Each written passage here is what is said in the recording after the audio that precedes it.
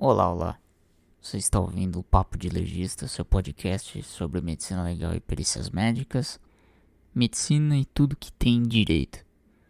Meu nome é Yuri Franco Trunkel, eu sou médico perito e vou falar para vocês sobre o que é a medicina legal nesse primeiro episódio.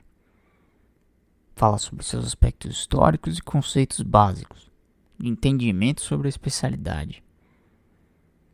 Bom, a medicina legal, ela, como o próprio nome diz, ela é uma interface entre a medicina e o direito. Seria um ponto de intersecção. Portanto, o objetivo dela é esclarecer os operadores do direito sobre a medicina, sobre esse conhecimento que não é inerente aos operadores do direito e a todos que estão envolvidos fora, né, da medicina, mas que necessitam de esclarecimento sobre essa ciência.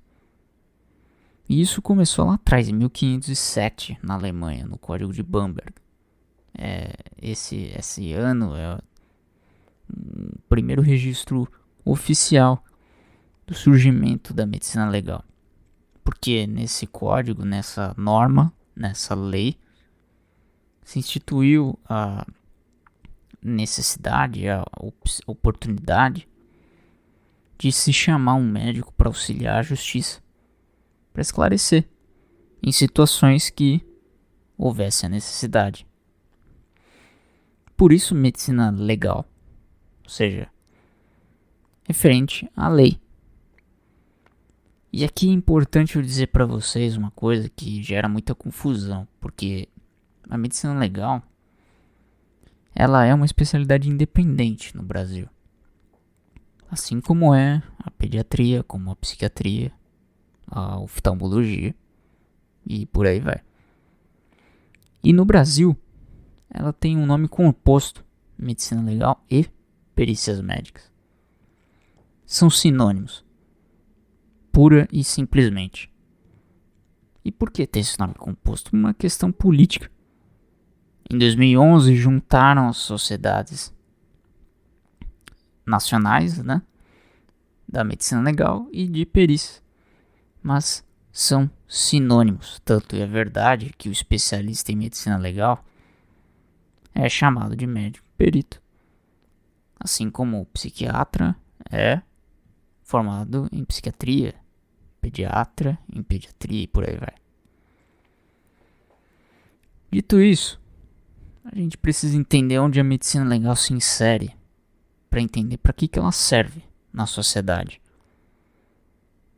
Porque didaticamente a gente pode dividir a medicina em 3 pilares: a medicina curativa, preventiva e a normativa. A curativa e a preventiva, o próprio nome já diz, né? E é essencialmente o que é focado na graduação médica: a cura, o diagnóstico, a prevenção, o tratamento de doenças. Mas e na medicina normativa, que é essencialmente onde a medicina legal se encaixa?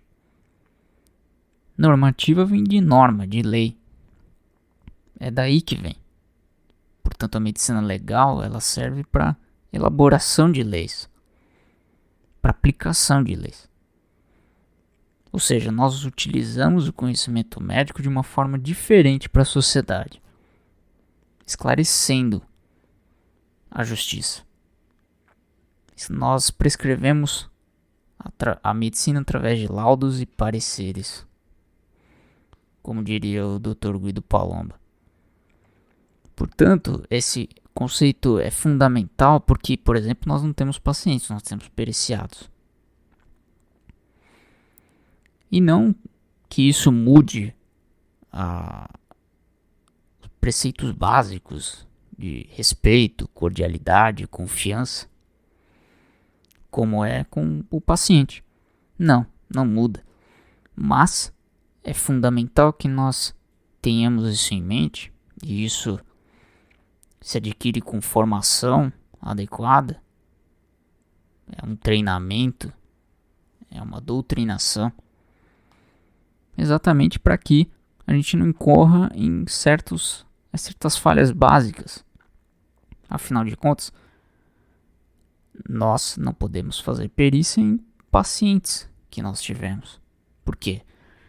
Porque na perícia médica a gente está falando de isenção e imparcialidade. Exige isso, é básico.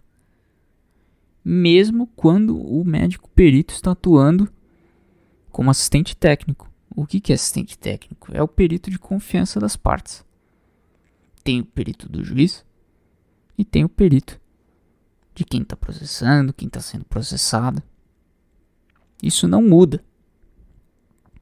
Esses conceitos básicos não mudam, independentemente de onde nós estamos atuando na medicina legal. Muito bem. Se a medicina legal existe para esclarecer os operadores do direito, seja de forma direta ou indireta. Forma direta, um processo judicial, é fácil de imaginar, de entender. Indireta, por exemplo, nas perícias do INSS. Não são processos judiciais, são perícias administrativas, mas indiretamente a gente está ali auxiliando a sociedade. E como que nós fazemos isso? Através de um documento chamado laudo médico legal. O laudo, ou parecer, chama parecer conceitualmente quando é elaborado pelo assistente técnico, como falei há pouco. E laudo quando é o perito oficial, perito judicial. Esse documento ele é muito peculiar, porque ele tem uma estrutura muito semelhante ao artigo científico. E tem sua razão de ser, porque uma perícia é um trabalho técnico e tem que ter método.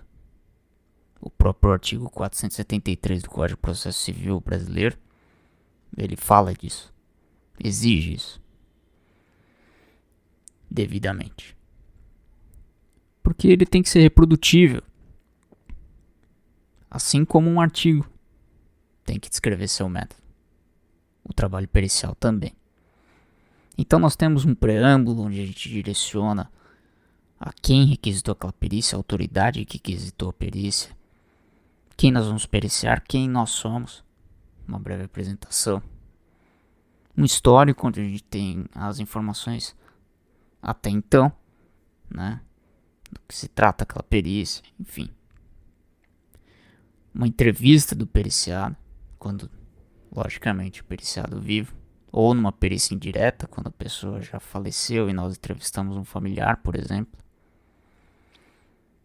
Uma descrição, onde a gente aplica de fato e utiliza elementos objetivos, documentos, exame físico, exame psíquico. Uma discussão onde a gente junta todas essas peças, utiliza a literatura, para chegar a uma conclusão. Ou seja, muito parecido com um artigo científico. Isso tudo garante que o trabalho pericial seja técnico. E assim deve ser. Dito isso, fica muito claro que a medicina legal é uma especialidade de fato, porque isso não se aprende nas outras residências, nas outras formações de outras especialidades. Porque ela tem objetivos muito específicos. Muito específicos. E isso exige treinamento. Exige uma formação adequada. Não se aprende a fazer perícia em um final de semana. Não se aprende a fazer perícia acompanhando o colega durante uma tarde, durante uma semana, durante um mês.